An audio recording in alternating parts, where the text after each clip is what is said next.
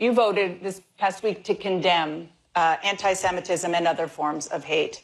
And this vote, of course, came after your fellow Democratic Congresswoman Ilhan Omar suggested that support for Israel in Congress is, quote, all about the Benjamins, and criticized lawmakers just this past week for supporting Israel as potentially having, quote, allegiance to a foreign country. What do you think about these statements, and do you think this is anti-Semitic? Well, let's look at the bigger issue here. The bigger issue is, there's a couple, actually, of making sure that as members of Congress and as people in this country, we can have open dialogue about our foreign policy. You know, as there are criticisms levied about dual loyalty, again, as I mentioned in the last question, I've been on the receiving end of those types of attacks, so I can understand how offensive they can be. Where just because I am a Hindu, people assume that therefore I must be loyal to some other interest or some other place. But what about these specific statements? You're talking broadly. These specific statements, were they anti-Semitic? There are people who have expressed their offense at these statements. I think that what Congresswoman Omar was trying to get at was a deeper issue related to our foreign policy. And I think there's an important discussion that we have to be able to have openly, even though we may end up disagreeing at the end of it, that we've got to be able to have that openness to have the conversation. But you're not willing to go as far as saying it's anti-Semitic. What I'm saying is what she was trying to bring up was something that was a deeper issue. Okay. And I don't believe that her intent was to cause any offense to anyone. Oh my God. Oh my God. First of all, I'm willing to be wrong on this. I'm willing to be wrong on this. However, I don't think I am wrong on this. Correct me if anybody watched all 3 town halls. As far as I remember, I don't particularly remember them asking John Delaney about this in his 1-hour town hall, and I don't remember them asking Pete Buttigieg? I'm never going to get his last name right. I do not recall that. So why is it that they're asking Tulsi Gabbard about this, but not the other 2 that were airing on the same night? Is it because they were hoping to have a soundbite to use against Tulsi Gabbard? I think so.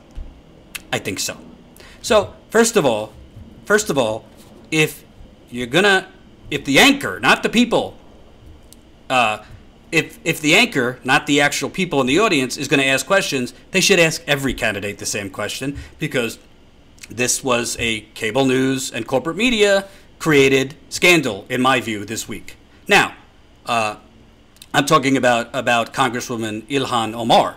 The comment that she did a couple weeks ago on "It's All About the Benjamins," I don't think she actually intended to they're now using this word trope that I've never heard of, anti-Semitic tropes.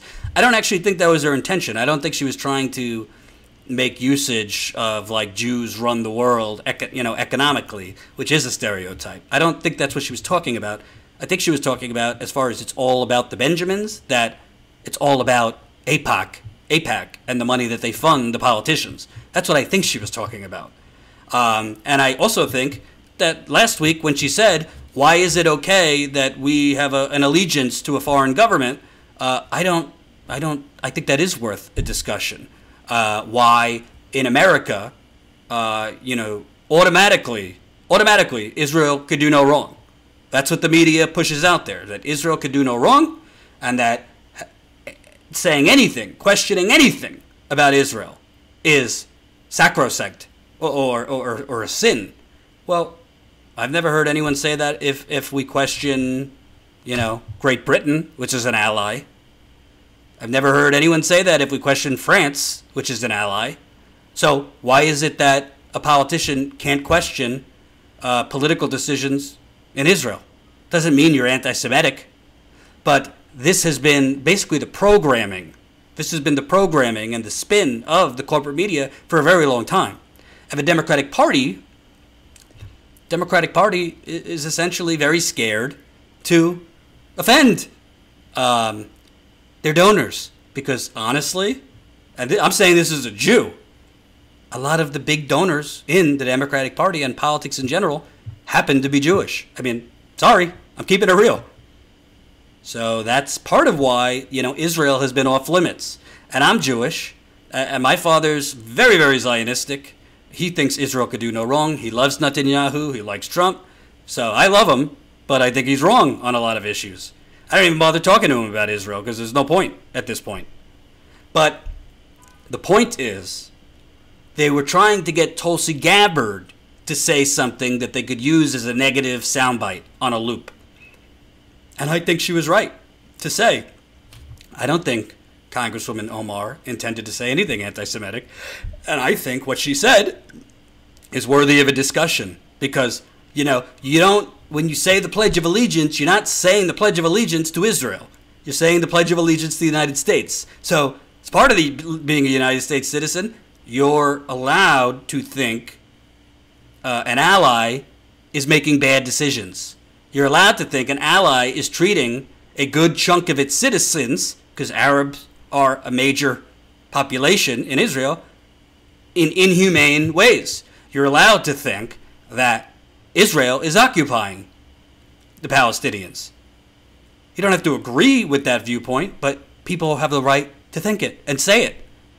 This whole bill to, basically make it illegal to be part of the boycott, sanctions, and divestment movement is totally un-American. So, I just think if you're going to ask Tulsi Gabbard that question, you should ask John Delaney that question. You should ask Pete Buttigieg that question. For sure. Hope you enjoyed that last video. Hop on over to statuscoup.com where you can sign up for our email list and become a member for as low as $5 to $10 a month. Membership is how we grow. That's statuscoup.com/join. And remember, join our email list so we can grow the revolution with you.